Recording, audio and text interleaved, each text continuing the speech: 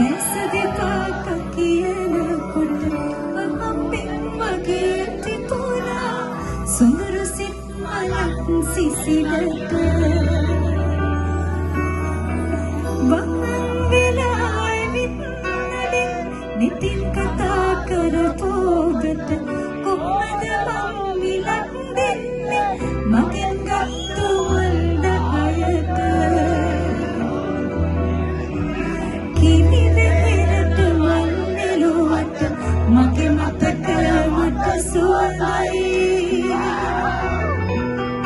මන් ළඟගෙන ගියා යාට සම්මා සම්බුදු සරණයි